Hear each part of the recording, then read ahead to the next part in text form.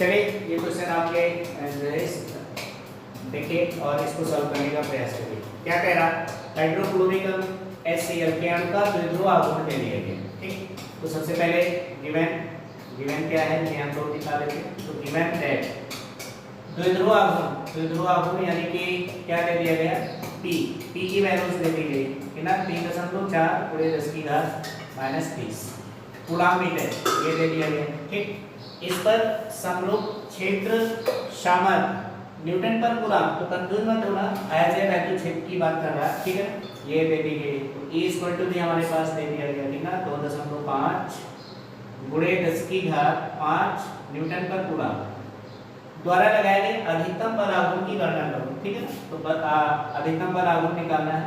तो अधिकतम बल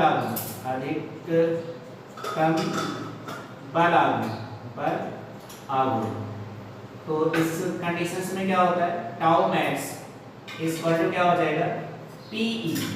क्यों, क्योंकि आप लोग फार्मूला जानते हो, टाउ इक्वल टू क्या होता है PE sin थीटा।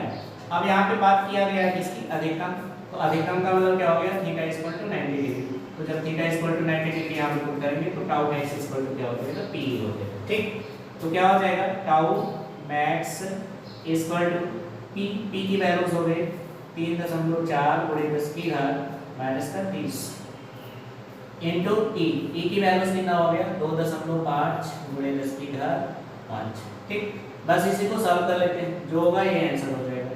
तो टाउ मैक्स इक्वल टू कितना हो जाएगा, तो 25 चौके 100 हो गया, कैरी हो जाएगा 10 और 25 × 75 में 10 जुड़ जाएगा 75 × 85 हो गया। ठीक, दो अंक बाद एक ये पॉइंट हो गया इनटू 10 की पावर -30 में से 5 घट गया -25, तो ये हो गया आपका टाउ मैक्स। ठीक है ना, ये हमारा क्या हो जाएगा, ये इस क्वेश्चन का आंसर हो जाएगा। ठीक, तो कोई भी डाउट होने के आराम से कर सकते हैं। ठीक, या अब ये बल आघूर्ण है तो बल आघूर्ण का जो है यूनिट क्या हो जाएगी, तो इसका हो जाएगा कितना